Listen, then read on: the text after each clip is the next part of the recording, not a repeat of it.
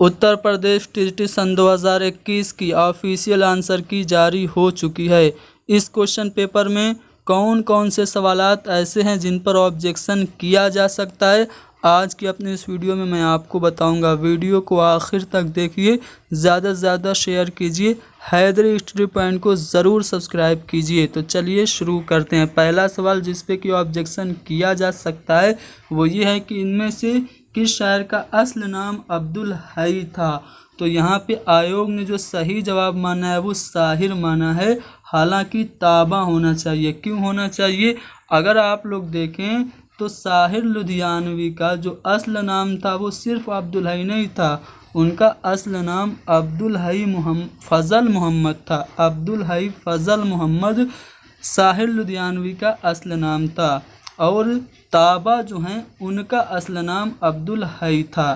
ठीक है, अगर आयोग ने अब्दुल हई साहिर का माना है तो उसे ऑप्शन में ताबा नहीं देना चाहिए था।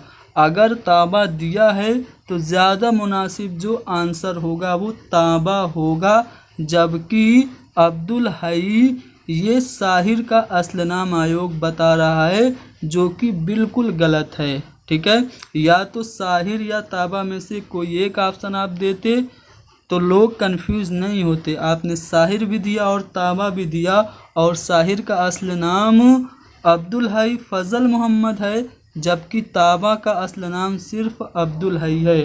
तो ज़्यादा मुनासिब जवाब क्या हुआ? ताबा हुआ। इसलिए जो सेट सी है उसका जो क्वेश्चन नंबर 58 है उस पे आप लोग ऑब्जेक्शन कर सकते हैं, क्लेम कर सकते हैं। इसका सभी को कॉमन नंबर मिलना चाहिए।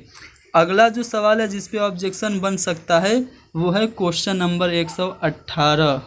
सेट सी का 118 सवाल जो है वो क्या है? नस्र मुसज्जा किसे कहते हैं? तो नस्र मुसज्जा किसे कहते हैं यहाँ पे आप लोग देख सकते हैं। नस्र मुसज्जा के माने यहाँ पे बताया गया है। ये जो लुगत है वो उर्दू लुगत है, बहुत ही मशहूर उर्दू की लुगत है। इसमें नस्र मुसज्जा के क्या माने दिए आप लोग यहाँ पे देख लीजिए। नस्र की एक किस्म जिसके फ़िक्रों के आखिरी अल्फाज हम काफिया होते हैं, इबारत जिसके फ़िक्रों की आखिरी अल्फाज में काफिया हो, वो होती है नस्र मुसज्जा।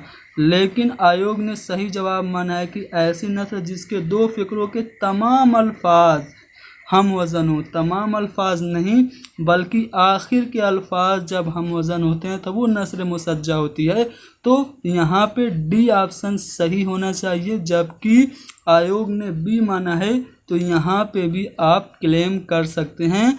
अगर आपका ये सवाल गलत हुआ है तो इसको ज़रूर क्लेम कीजिए, ये एक नंबर आपको बहुत फ़ायदा दिलाने वाला है।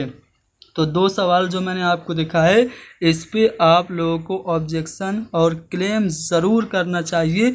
ये दो सवालात आपके लिए बहुत ही ज़्यादा अहम साबित हो सकते हैं। उम्मीद करता हूँ कि वीडियो पसंद आई होगी।